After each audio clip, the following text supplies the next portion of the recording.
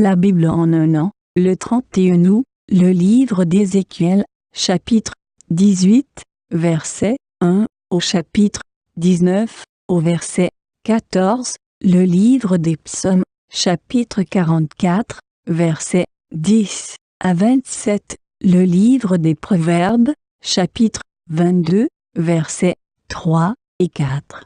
La première épître aux Corinthiens, chapitre 16, versets 1 à 24. Ézéchiel, chapitre 18. La parole de l'Éternel me fut adressée en ces mots. Pourquoi dites-vous ce proverbe dans le pays d'Israël? Les pères ont mangé des raisins verts, et les dents des enfants en ont été agacées. Je suis vivant, dit le Seigneur, l'Éternel. Vous n'aurez plus lieu de dire ce proverbe en Israël. Voici, toutes les âmes sont à moi, l'âme du Fils comme l'âme du Père. L'une et l'autre sont à moi, l'âme qui pêche comme celle qui mourra. L'homme qui est juste, qui pratique la droiture et la justice, qui ne mange pas sur les montagnes et ne lève pas les yeux vers les idoles de la maison d'Israël, qui ne déshonore pas la femme de son prochain et ne s'approche pas d'une femme pendant son impureté, qui n'opprime personne, qui rend au débiteur son gage, qui ne commet point de rapine, qui donne son pain à celui qui a faim, et couvre d'un vêtement celui qui est nu, qui ne prête pas à l'intérêt, et ne tire point d'usure, qui détourne sa main de l'iniquité, et juge selon la vérité entre un homme et un autre, qui suit mes lois et observe mes ordonnances en agissant avec fidélité, celui-là est juste, il vivra, dit le Seigneur l'Éternel. S'il a un fils qui soit violent, qui répande le sang, ou qui commette quelque chose de semblable, si ce fils n'imite en rien la conduite de son père, s'il mange sur les montagnes, s'il déshonore la femme de son prochain, s'il opprime le malheureux et l'indigent, s'il commet des rapines, s'il ne rend pas le gage, s'il lève les yeux vers les idoles et fait des abominations, s'il prête à intérêt et tire une usure, ce fils-là vivrait, il ne vivra pas. Il a commis toutes ces abominations, qu'il meure, que son sang retombe sur lui.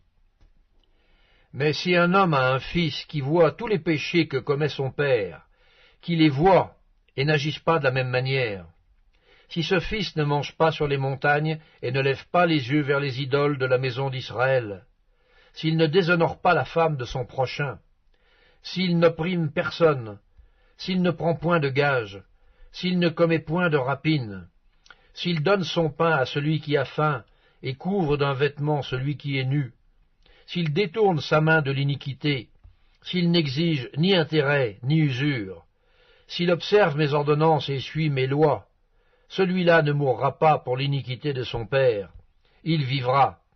C'est son père qui a été un oppresseur, qui a commis des rapines envers les autres, qui a fait au milieu de son peuple ce qui n'est pas bien. C'est lui qui mourra pour son iniquité. Vous dites, pourquoi le Fils ne porte-t-il pas l'iniquité de son Père? C'est que le Fils a agi selon la droiture et la justice, c'est qu'il a observé et mis en pratique toutes mes lois, il vivra. L'âme qui pêche, c'est celle qui mourra. Le Fils ne portera pas l'iniquité de son Père, et le Père ne portera pas l'iniquité de son Fils. La justice du juste sera sur lui, et la méchanceté du méchant sera sur lui. Si le méchant revient de tous les péchés qu'il a commis, s'il observe toutes mes lois et pratique la droiture et la justice, il vivra.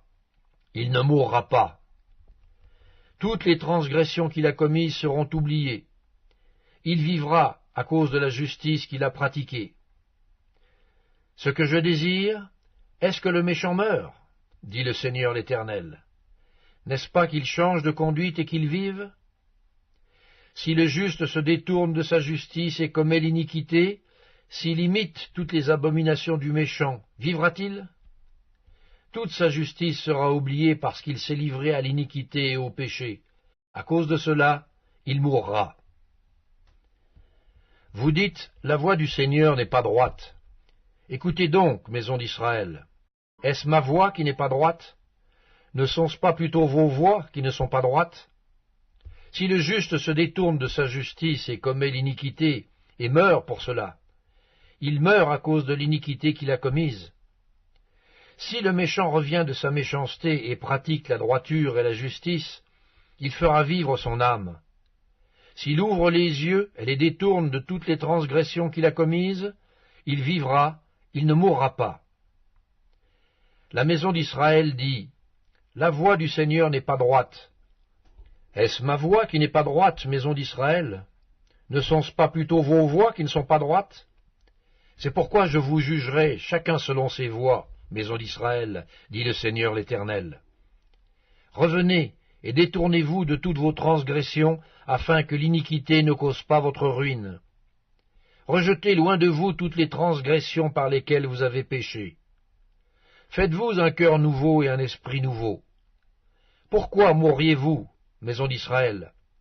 Car je ne désire pas la mort de celui qui meurt, dit le Seigneur l'Éternel. Convertissez-vous donc, et vivez. Ézéchiel, chapitre 19. Et toi prononce une complainte sur les princes d'Israël, et dis, ta mère, qu'était-ce? Une lionne. Elle était couchée parmi les lions. C'est au milieu des lionceaux qu'elle a élevé ses petits. Elle éleva l'un de ses petits, qui devint un jeune lion, et qui apprit à déchirer sa proie. Il dévora des hommes. Les nations entendirent parler de lui, et il fut pris dans leurs fosses. Elles mirent une boucle à ses narines, et l'emmenèrent dans le pays d'Égypte. Quand la lionne vit qu'elle attendait en vain, qu'elle était trompée dans son espérance, elle prit un autre de ses petits, et en fit un jeune lion. Il marcha parmi les lions, il devint un jeune lion, et il apprit à déchirer sa proie. Il dévora des hommes, il força leurs palais, et détruisit leurs villes. Le pays, tout ce qui s'y trouvait, fut ravagé au bruit de ses rugissements. Contre lui se rangèrent les nations d'alentour, des provinces. Elles tendirent sur lui leurs raies, et il fut pris dans leurs fosses. Elles mirent une boucle à ses narines, le placèrent dans une cage, et l'emmenèrent auprès du roi de Babylone. Puis elles le conduisirent dans une forteresse, afin qu'on n'entendît plus sa voix sur les montagnes d'Israël. Ta mère était, comme toi, semblable à une vigne, plantée près des eaux. Elle était féconde et chargée de branches, à cause de l'abondance des eaux. Elle avait de vigoureux rameaux pour des sceptres de souverains. Par son élévation, elle dominait les branches touffues. Elle attirait les regards par sa hauteur et par la multitude de ses rameaux. Mais elle a été arrachée avec fureur et jetée par terre. Le vent d'Orient a desséché son fruit. Ses rameaux vigoureux ont été rompus et desséchés. Le feu les a dévorés. Et maintenant, elle est plantée dans le désert, dans une terre sèche et aride. Le feu est sorti de ses branches et a dévoré son fruit. Elle n'a plus de rameaux vigoureux pour un sceptre de souverain. C'est là une complainte, et cela servira de complainte. Psaume 44. Cependant tu nous repousses, tu nous couvres de honte, tu ne sors plus avec nos armées, tu nous fais reculer devant l'ennemi, et ceux qui nous haïssent enlèvent nos dépouilles, tu nous livres comme des brebis à dévorer, tu nous disperses parmi les nations, tu vends ton peuple pour rien. Tu ne l'estimes pas à une grande valeur, tu fais de nous un objet d'opprobre pour nos voisins, de moquerie et de risée pour ceux qui nous entourent. Tu fais de nous un objet de sarcasme parmi les nations et de hochement de tête parmi les peuples. Ma honte est toujours devant moi et la confusion couvre mon visage. À la voix de celui qui m'insulte et m'outrage, à la vue de l'ennemi et du vindicatif. Tout cela nous arrive sans que nous t'ayons oublié, sans que nous ayons violé ton alliance. Notre cœur ne s'est point détourné, nos pas ne se sont point éloignés de ton sentier, pour que tu nous écrases dans la demeure des chacals, et que tu nous couvres de l'ombre de la mort. Si nous avions oublié le nom de notre Dieu, et étendu nos mains vers un Dieu étranger, Dieu ne le saurait-il pas, lui qui connaît les secrets du cœur? Mais c'est à cause de toi qu'on nous égorge tous les jours, qu'on nous regarde comme des brebis destinées à la boucherie. Réveille-toi, pourquoi dors-tu, Seigneur? Réveille-toi, ne nous repousse pas à jamais. Pourquoi caches-tu ta face? Pourquoi oublies-tu notre misère et notre oppression? Car notre âme est abattue dans la poussière, notre corps est attaché à la terre. Lève-toi pour nous secourir, délivre-nous à cause de ta bonté. L'homme prudent voit le mal et se cache, mais les simples avancent et sont punis. Le fruit de l'humilité, de la crainte de l'Éternel, c'est la richesse, la gloire et la vie. Première épître de Paul aux Corinthiens, chapitre 16. Pour ce qui concerne la collecte en faveur des saints, agissez vous aussi comme je l'ai ordonné aux églises de la Galatie. Que chacun de vous, le premier jour de la semaine, mette à part chez lui ce qu'il pourra, selon sa prospérité, afin qu'on n'attende pas mon arrivée pour recueillir les dons. Et quand je serai venu, j'enverrai avec des lettres pour porter vos libéralités à Jérusalem, les personnes que vous aurez approuvées. Si la chose mérite que j'y aille moi-même, elles feront le voyage avec moi. J'irai chez vous quand j'aurai traversé la Macédoine, car je traverserai la Macédoine.